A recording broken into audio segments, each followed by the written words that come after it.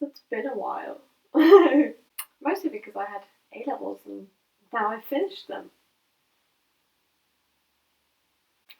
I cannot describe the feeling of not having anything to do. So I'm just going to start off with something easy. I'm going to do a book haul because as soon as I finished, really, and just like a week or so before, I just ended up buying a load of books. I'm not going to be in any sort of order because I don't really know what order I got them in. I just know that I have them suddenly. This is one that I got from my library. It was doing some kind of like giveaway thing, so this one, which is The House of Spirits by Isabel Allende.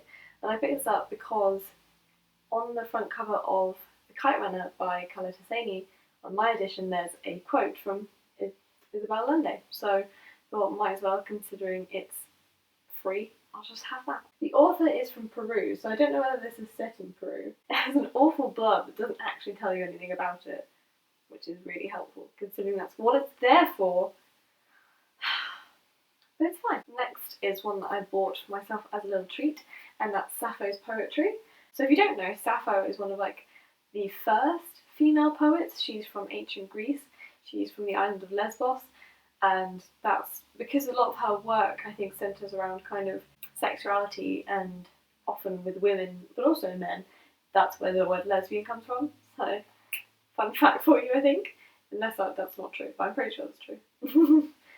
But yeah, this poetry collection, it's more just, collected fragments of work, is all about desire and love and sexuality, and it's really, really good. And I think if you like Keats' poetry, you'd like Sappho's poetry because they're very, very sensual. And I think Keats and Sappho have that in common. So would recommend. It's very short. One of my favourite ones is the one that starts with "That fellow strikes me as God's double." Because I've done some nice annotations, because of course I did. The next one is one I bought because, the premise had me. This one won the Bailey's Women's Prize for Fiction.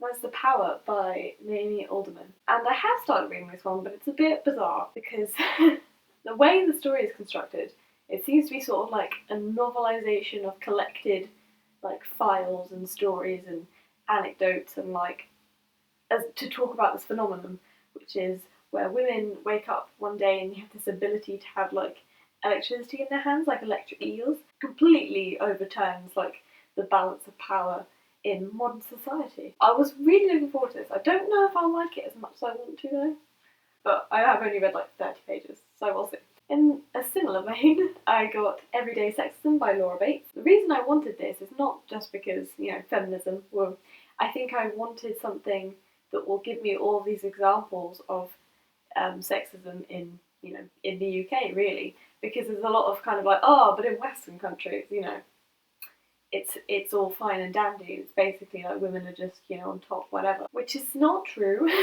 I wanted some evidence, really, but also I'm not sure how much this goes into women of other cultures around the world, but I'm very interested to read this. To see this, it's a book, Amelia.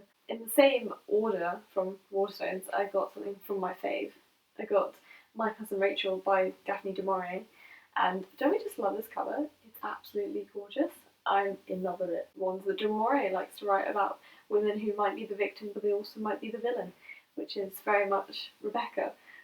So I'm very interested to read this. I'm excited. It's not that long, and it's beautiful. The next one I already showed you, I think, in a different video, but I honestly can't remember, and I'm just going to put it in here because I want to. It's Uprooted by Naomi Novik, and I wanted to read this because I was just like, I want to read a book that has magic and a forest. So then I picked this one up, and I was enjoying it, and then I just didn't finish reading it because A-levels. I'm really excited to read this because I was really enjoying it until I forgot to finish it. I'm not sure whether I showed you this before as well, but this one, it's a new copy, a clean copy of Rebecca. My best friend gave me this. My copy was a bit defaced after doing it for my coursework, so she gave me a lovely, beautiful new one. I'm very pleased. This next one is a bit of a find. I found this in the Waterstones kind of sale shelves, and this was £5. It's a hardback cover of Nutshell. Like, it's literally fine. There's nothing wrong with it, and it was £5.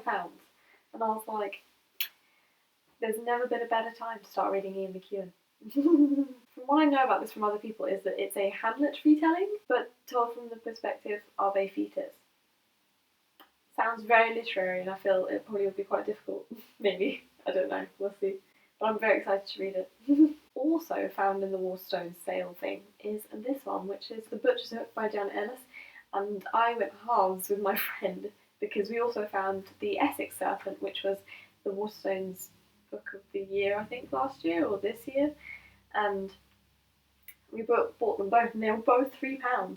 And that one was quite damaged. Like, the cover was, like, the dust jacket was like torn all the way down here. But this one was entirely fine for £3, and we were both interested in this one. I was interested because Jen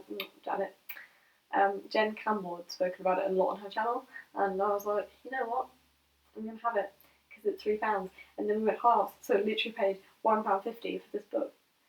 It was amazing. Not really sure what it's about. It seems weird, something to do with a girl falling in love with the butcher's son or something. This next one I just fancied, so I bought it, and that's The Girls by Emma Cline. And I knew a lot of people were talking about this last year. And I believe it follows a girl who is really interested or ends up being involved in, like, the Manson family from the Manson family murders in the 60s, I think. I'll have a go, even though horror, crime, really not my thing. Next one I have already read, and it was a bit disappointing, to be honest. I was so looking forward to it, and that was Vinegar Girl by Anne Tyler. So the Hogarth Shakespeare series is this collection of authors who have to rewrite a Shakespeare play, and this one was based off The Taming of the Shrew, and it wasn't that great.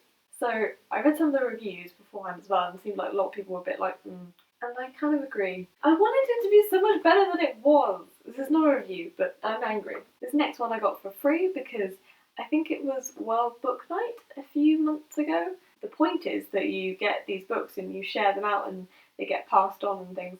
So I got the Persepolis from college, and this I've seen about a lot as well, and it's kind of like a Marxist graphic novel thing that I don't really know very much about, but I picked it up because I recognised it. This next one I just had to buy because I just needed to read it.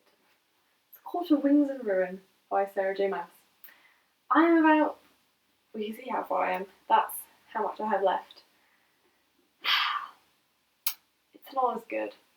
It's not as good, guys. So I loved ACOMAF. I loved it. It was so good. And it wasn't perfect. It's better than ACOTAR, but it's not where ACOMAF is. So I can't really tell you much about it because it's the third book. I think it's fine, but I read ACOMAF when I had exams in like a month. Only ASs that didn't count, but I was preparing. And I stayed in bed for a weekend reading that book. This is just like, it's not really doing much for me, sadly, but I will finish it. And last of all, unless I forgot something, it's Fahrenheit 451 by Ray Bradbury. And I just had to buy this book because, I'll tell you a story. For my English Lit A level, we had to do an unseen. So it could be a play or a novel. We didn't really expect any poems to come up, really. So you get this extract from a novel or a play probably, and you have to basically apply social and political protest writing theories to it and do an analysis. And about a week before the exam, we did one from Fahrenheit 451, and we did that, and I went through it and, found out loads of stuff, and then it comes to the exam. And what do they give us? They give us an extract from Fahrenheit 451, which references the one we did a week ago. It was amazing. It was beautiful. So that's why I had to read it. I had to. But yeah, so this is about a dystopian society where book burning is a thing, and that is the temperature at which books burn, or paper catches light. And it follows this guy who's very much in the society, and he very much believes everything he's been told, and then it's all about like state against the individual and the persecution of those who rebel, things like that. Really excited to read it. I just have to read it now. After all we've been through already, I have to read you. Oh, I forgot one. When Dimple Met Rishi, I read that on my Kindle, which is why I forgot about it. But yeah, I read that. It was alright. That's the review. Done, you are. But it was only £1 on Kindle, so if you live in the UK and you've got a Kindle or an iPad or whatever, it's £1. It's worth it. say it's a good contemporary read if you fancy that. Thank you for watching. I hope that was interesting. It's a bit weird though, because there's 100 more people than there were before, mostly because of my Othello video. But welcome. So thank you to everyone who has joined recently. It's really weird. Thank you for watching.